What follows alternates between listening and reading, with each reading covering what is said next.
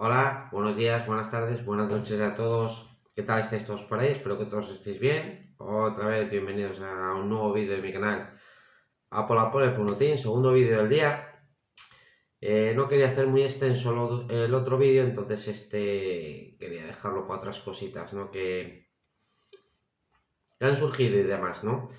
Por una parte, bueno, decisiones de la FIA de cara al año que viene. Bueno, por un lado, la FIA, bueno, pues lo que os comentaba en el vídeo anterior. Eh, Quiere intervenir en el tipo de reivindicaciones que hacen los pilotos en los grandes premios, ¿no? No lo quiere prohibir, o sea, no, la norma directamente no lo prohíbe, pero sí solo que lo dejan a criterio de la FIA el que se pueda hacer algún tipo de acto reivindicativo o no se pueda realizar. Como hemos visto durante el año pasado y la temporada anterior, bueno, vimos muchos actos de Sebastián Vettel, Daniel Ricciardo, Lewis Hamilton, ¿no? Pues bueno, reivindicando varias, varias historias, ¿no?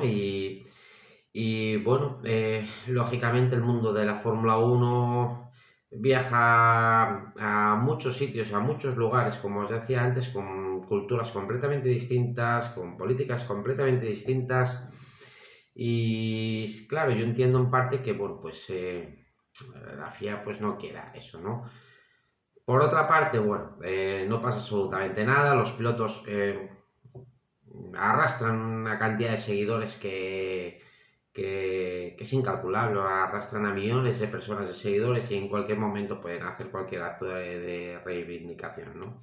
Son temas políticos que no me pienso meter, ya lo dije en el vídeo anterior y lo repito ahora, no me pienso meter. Por otro lado, bueno, el tema del porpoising, ¿no? Bueno, pues queda limitado otra vez la altura mínima que el coche tiene que llevar con respecto al suelo, ¿no? Como todos visteis durante todo este año, hubo muchos coches o algunos coches sobremanera tuvieron muchísimos problemas con ese rebote, ¿no?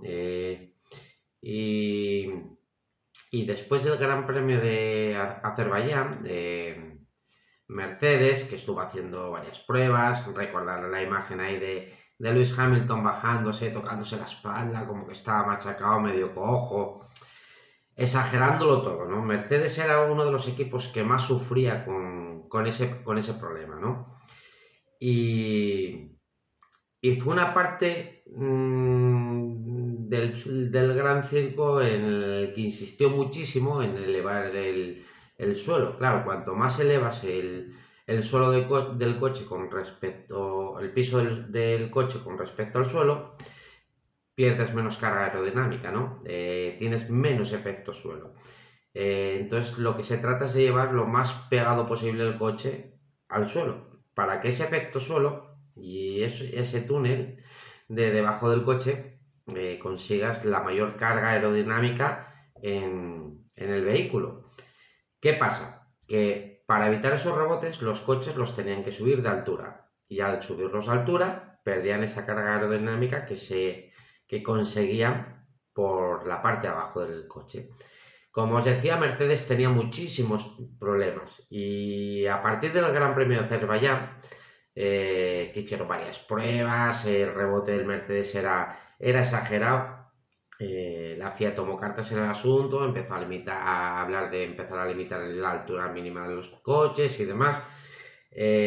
Como dije en su día, Mercedes se tiró el farol y la FIA se lo tragó.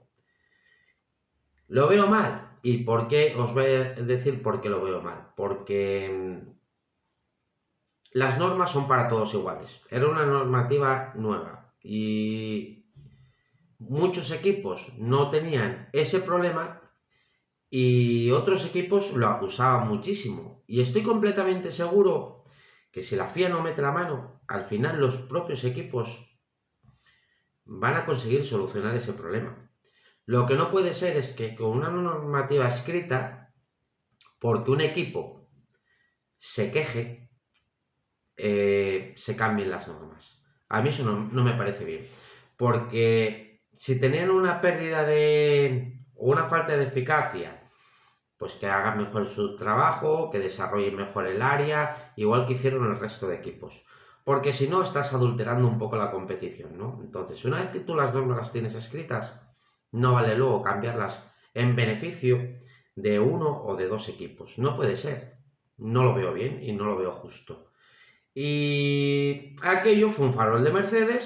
La FIA, como reconoció luego Pat Simons, pues se lo tragó y empezaron a cambiar esa altura mínima que tenía que llevar el piso del coche con respecto al suelo. Entonces, para el año que viene ya van a delimitar ese área con una altura mínima, que el coche no puede estar por debajo de esa altura, y con eso quieren evitar el famoso porpoising. Había coches que ya lo tenían conseguido, sin falta de limitar. Red Bull sufría muy poco de ello. Ferrari, recordar que al principio sufría muchísimo, sobre todo en los test, y consiguieron solucionarlo. Alpine pues lo llevaba bastante bien. Y otra escudería que también sufría muchísimo era Aston Martin, con el tema del porpoising. Entonces, por esa parte, bueno, pues Aston Martin va a salir un poco también beneficiado. Bueno, quería hablaros un poco de Aston Martin, ¿no? Unos problemas que tuvo hace poco, y resulta que, bueno, las acciones de Aston Martin cayeron en picado, ¿no? Cayeron a unos mínimos muy alarmantes, y detrás de la compra de acciones, como todos sabéis, el máximo accionista de Aston Martin es Stroll. Y al caer tantísimo las acciones, había un grupo de inversión chino muy potente que quería hacerse con parte de ese accionariado, ¿no? A lo que lógicamente Stroll pues movió ficha y compró esas acciones para que ese proyecto que él creó, digamos, eh, no cayera en manos de ningún otro grupo, ni de ninguna otra persona, ni nada. Entonces, por lo tanto, el accionariado de la escudería Aston Martin, el 28%, está en manos de Stroll. El 19% está en manos de Arabia Saudita, a través de su empresa Aramco, que también hizo un vídeo ahí atrás sobre el tema de la publicidad de Aramco. Mercedes tiene un 10% de accionariado de Aston Martin y Gali un 7%. Entonces Stroll, pues nada, salió al rescate de eso y consiguió evadir que, bueno, pues un gran fondo de inversión chino se hiciera con ese accionariado y por lo tanto con el control de la escudería. En el 2022 Aston Martin, bueno, pues no dio ese salto que hubiese querido dar. Tuvieron muchísimos problemas al comienzo de temporada. Tenemos a Dan Fallows, que ya se encontró con ese coche que ya estaba hecho, y bueno, pues lo que vino haciendo pues fue hacer una especie de evolución sobre ese coche para ir limitando un poco los daños, y fue la escudería que más avanzó durante la temporada. También es cierto que es la escudería que venía desde más atrás del todo, ¿no? Que venía desde el último lugar. Por lo tanto, claro, el avance a la hora de evolucionar un coche es mucho mayor que no si estuviera el grupo de cabeza, ¿no? De cara al 2023, el vehículo, el coche, es completamente diseñado por el gran Dan Fallows. Esperan dar un salto enorme, pero vamos a ver, seamos realistas. Estoy leyendo, estoy viendo por ahí gente que está lanzando las campanas al vuelo, que el año que viene Aston Martin va a luchar por el título mundial de constructores, por victorias, por podios asiduamente. Sí es cierto, hay que tener un poco de calma y de cautela. Sí es cierto que hay mucho dinero detrás, hay mucho recurso económico detrás, hay mucho capital de inversión detrás. Se están haciendo con gente muy potente y muy clave de posiciones y de puestos muy claves de equipos de Mercedes y de Red Bull. Pero esto, no hay una varita mágica que de un día para otro se revierta una situación. ¿Qué vería como bueno para Aston Martin el año que viene? Pues que estuviera, por ejemplo, en las posiciones que este año ya estaba Alpine. Eso ya sería un grandísimo salto. Estar regularmente en esas situaciones y que si en alguna circunstancia, en alguna carrera de estas locas o lo que sea, se diera, pudiera actuar a un podio. Pero de ahí a decir que como hay tantos recursos económicos, como hay tantos recursos humanos detrás y llegaron todos estos fichajes a trabajar en el equipo y está Fernando Alonso, de donde se parte del 2022 al 2023, no, lógicamente no va a ser a estar luchando por un título de campeón del mundo. Entonces hay que ser pacientes, hay que ser prudentes, porque luego cuando llegue la realidad, cuando llegue la primera carrera, volveremos a lo mismo que con el famoso el plan. Entonces, calma, cautela, los miembros están ahí, tienen que encajar todas las piezas, tiene que funcionar todo bien y esto no hay una varita que se toca y se hace magia. No existe. El caso de Brown GP, que es el que podemos recordar con más cercanía, de pasar a estar últimos el año siguiente ganar el campeonato del mundo, no se va a dar. O sea, lo normal es que no se dé. Todo lo que pase de estar como cuarto equipo, como cuarto mejor equipo, ya sería una grata sorpresa. Indudablemente van a dar un salto cualitativo y cuantitativo enorme. Estoy completamente seguro de ello. Por lo que os dije anteriormente. Porque Fernando Alonso está a su mejor nivel. Fernando Alonso no es Sebastian Vettel, no es Stroll. Y estoy completamente seguro que va a sacar el 100% de ese coche. Porque Dan Fallows, que es un auténtico genio, diseñó completamente ese coche. Entonces, por eso estoy seguro de que van a dar un salto de calidad enorme. Pero no por favor, hay que ser prudentes. No lancemos las campanas al vuelo, que esto no, por arte de magia, no salen las cosas. Por otro lado, Ferrari, bueno,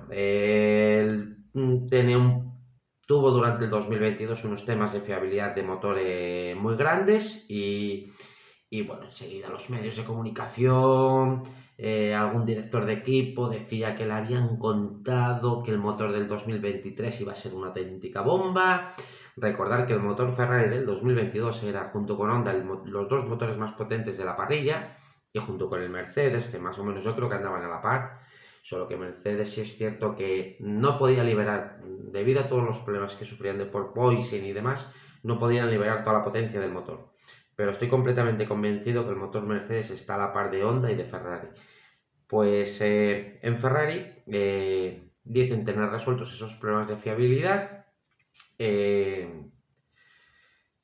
Esos 30 caballos que decían que iba a ser el coche, el motor más potente, pues al final, ¿no? Al final se estiman que serán unos 15 caballos lo que van a conseguir de mejoría, ¿no?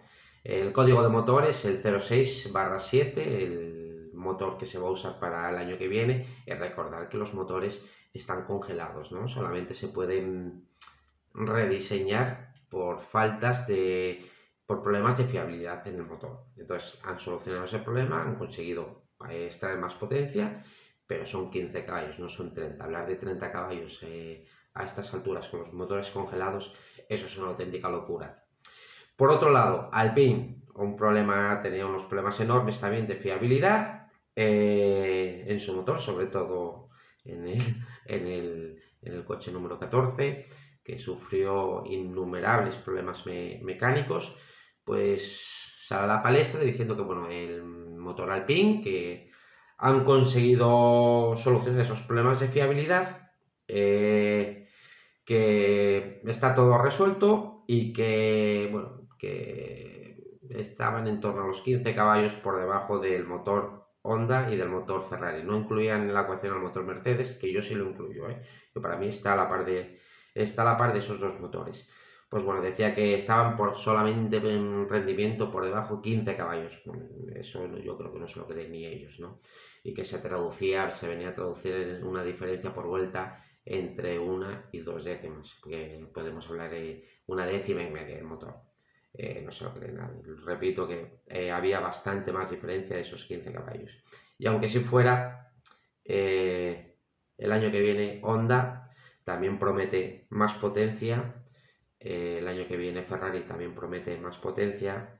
Mercedes, que suelen trabajar bastante en silencio, pero seguramente consigan entregar más potencia. Por lo tanto, si Renault recupera 15 caballos, que dicen ellos que es el déficit que tenían, al final van a seguir estando en términos de rendimiento de motor exactamente igual que estaban en el 2022, ¿no? Porque ellos dan un paso de 15, pero es que los otros también lo van a seguir dando, ¿no? ¿Qué más quería contaros? Pues poquita cosa más, ¿no? Que por ejemplo Aston Martin, ese ingenio que sacaron en el alerón trasero, eh, una especie de revolución que querían hacer en los laterales del alerón trasero, pues bueno, sí es cierto que les permitieron correr durante el 2022. El año que viene, 2023, la FIA se lo prohibió, ¿no?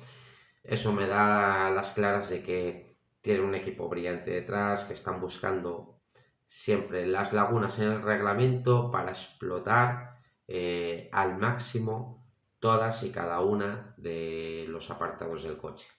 Por eso tengo muchas esperanzas, pero ojo, los pies en el suelo. ¿Vale, chicos?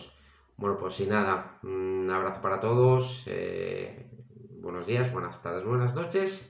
Y ya sabéis, chicos, suscribiros, darle un like y a por la pole F1 Team. Chao.